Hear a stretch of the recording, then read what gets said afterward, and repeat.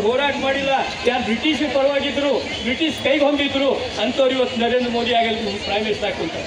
ಅದು ನಾವು ಕೇಳ್ತಾ ಇದ್ದೇವೆ. ನಮ್ಮ ದೇಶದ ಸಂವಿಧಾನದಲ್ಲಿ ಏನು ಸಾಮಾಜಿಕ ಭದ್ರತೆನಿದೆ. ಯಾಕಂದ್ರೆ ಅವ್ರು ಹೇಳ್ತಾ ಇದ್ದಾರೆ, ಇವತ್ತು RSS ಒಬ್ಬ ಹೇಳ ಏನು ಹೇಳಿದ್ರೆ ಹೊಸ ಬಾಳೆ ಹಳೆ ಬಾಳೆ ಅಂತೇಳಿ ಅವ ಏನು ಹೇಳ್ತಾ ಇದ್ದಾನ, ನಮ್ಮ ಸಂವಿಧಾನದಲ್ಲಿ ಇದ್ದಂಥ ಸೋಷಿಯಲಿಸಮ್ ಆ್ಯಂಡ್ ಸೆಕ್ಯುಲರಿಸಮ್ ಅಂದರೆ ಎಲ್ಲ ಧರ್ಮ ಜಾತಿಗಳಿಗೆ ಸಮಾನತೆ ಇರಬೇಕು, ಧರ್ಮಗಳಿಗೆ ಅಂತೇಳಿ ನಮ್ಮ ಸಂವಿಧಾನದಲ್ಲಿ.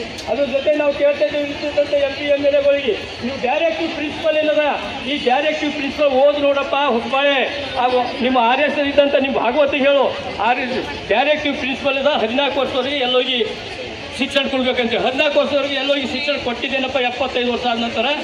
ಅದ್ರ ನಂತರ ಆರೋಗ್ಯ ಬಗ್ಗೆ ನೋಡತ್ತೀರಿ, ಆರೋಗ್ಯದ ನಮ್ಮ ಕೈಲಿಂದಿಲ್ಲ, ಎಲ್ಲ ಪ್ರೈವೇಟ್ ಹಾಸ್ಪಿಟಲ್ಗಳು ಆಗಿದ್ದಾವೆ. ಹೀಗಾಗಿ ನಮ್ಮ ದೇಶದ ಆಸ್ತಿ ಮಾರಂತ ನರೇಂದ್ರ ಮೋದಿಗೆ ನಾವು ಕಿಕ್ ಹೊಡಿಬೇಕಾಯ್ತದ, ನರೇಂದ್ರ ಮೋದಿಯವರಿಗೆ ಸೇರಿ ನಿಲ್ಲಿಸ್ಬೇಕಾಯ್ತದ. ದೇಶ ರಕ್ಷಣೆ ಮಾಡ್ಬೇಕಾದ್ರೆ ಈ RSS ಬೆಂಬಲಿತ ಸರ್ಕಾರ ಇರಬಾರ್ದು. ಈ ಸರ್ಕಾರ ತೆಗೆದು ಹಾಕ್ತೀರಿ ಏನಮ್ಮ, ನೀವೇನು ಮಾಡ್ತೀರಿ?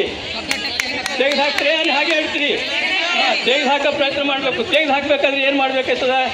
ವೋಟ್ ಮಾಡಬೇಕಾಯ್ತದ. ಇವತ್ತು ಬಿಹಾರ್ ನೋಡ್ರಿ, ಬಿಹಾರದಾಗ 20 ಕೋಟಿ ಜನ 20 ಲಕ್ಷ ಜನ ಹೊರಗೆ ಕೆಲಸ ಮಾಡ್ತಾರೆ ಬಿಹಾರಿಗಳು. ಈ ವೋಟರ್ ಲಿಸ್ಟ್ನಲ್ಲಿ ಬದಲಾವಣೆ ಮಾಡ್ಲತ್ತಾರ. ಯಾಕೆ ಬದಲಾವಣೆ ಮಾಡ್ಲತ್ತಾರದ?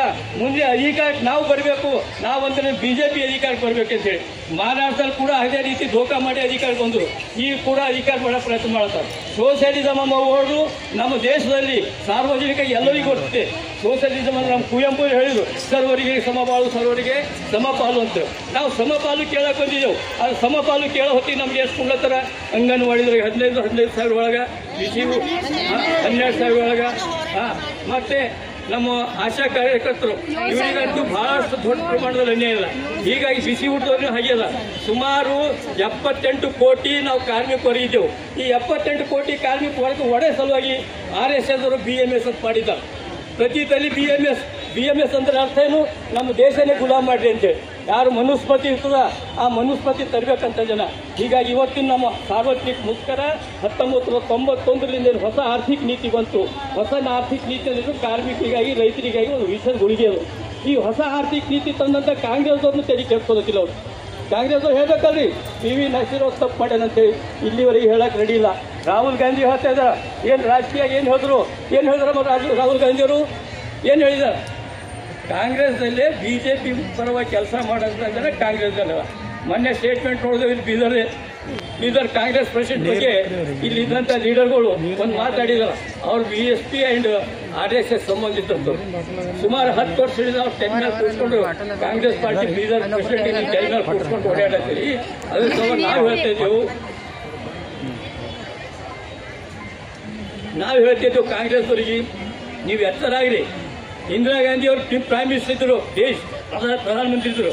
ಅವ್ರು ರಾಷ್ಟ್ರೀಕರಣ ಮಾಡಿದಂಥ ಬ್ಯಾಂಕ್ಗಳೆಲ್ಲ ಖಾಸಗೀಕರಣ ಆಗತ್ತವ. ಅವ್ರು ಕಾಂಗ್ರೆಸ್ದವ್ರು ಆವಾಜ್ ಎತ್ತಲತ್ತಿದೆ, ಕಾಂಗ್ರೆಸ್ದವ್ರು ಎತ್ತಲತ್ತಿಲ್ಲ.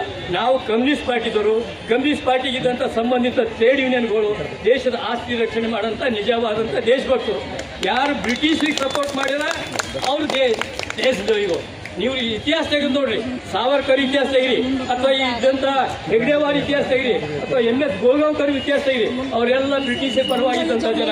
ಬ್ರಿಟಿಷ್ ಪರವಾಗಿದ್ದಂಥ ಜನ ದೇಶದ ಆಸ್ತಿ ಯಾಕೆ ಮಾಡ್ತಾರೆ ಅಂದ್ರೆ, ಇವತ್ತು ಹೋಗಿ ಅನಿಲ್ ಅಂಬಾನಿ ಅಥವಾ ಮುಖೇಶ್ ಅಂಬಾನಿ ಅಥವಾ ಮತ್ತೆ ಗೌತಮ್ ಅದಾನಿ ಮನೆಗೆ ಹೋಗಿ ಮುಸ್ಲಿಂ ಬೆಳೆಯಂಥ ಜನ ಅಧಿಕಾರ ಬಂದ. ಹೀಗಾಗಿ ಕಾಮ್ರೇಡ್, ನೀವು ಈ ಸ್ಟ್ರಗಲ್ ಏನದ ಭಾಳ ಮುಂದುವರಿಸಬೇಕಾಯ್ತದೆ. ನಾವು ಇಲ್ಲಿಗೆ ಅದನ್ನು ನೀಡೋದಿಲ್ಲ.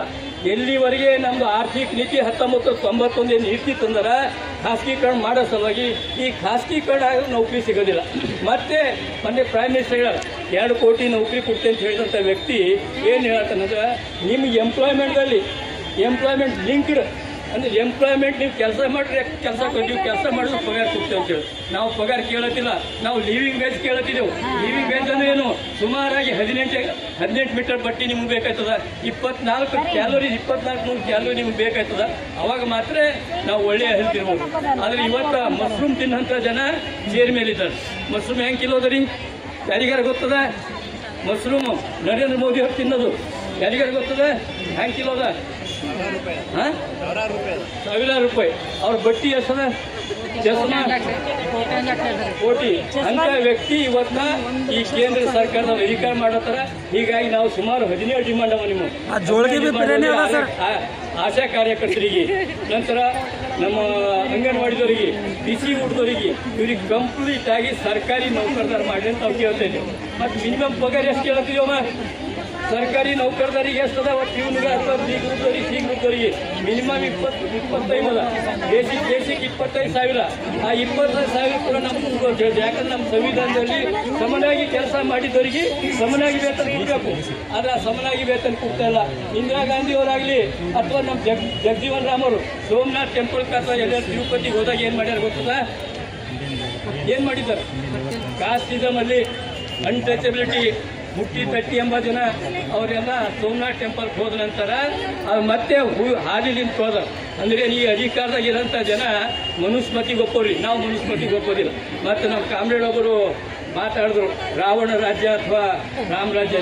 ರಾಮರಾಜ್ಯ ಅಂದ್ರೆ ಈಗಿನ ರಾಮರಾಜ್ಯ ಬೇರೆ ಏನ?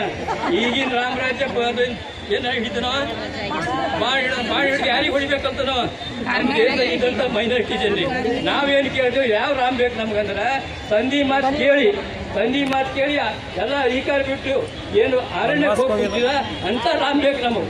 ಈಗ ಜಗಳಾಡಂತ ರಾಮ್ ಬೇಕಾಗಿಲ್ಲ. ಈಗ ತಮಿಳ್ ರಾವಣನ ಬಗ್ಗೆ ನಾವು ದಕ್ಷಿಣ ಭಾರತದವರು ದ್ರಾವಿಡ್ ಏನು ಮಾಡ್ತಾರೆ? ರಾವಣ ಪೂಜೆ ಮಾಡ್ತಾರೆ.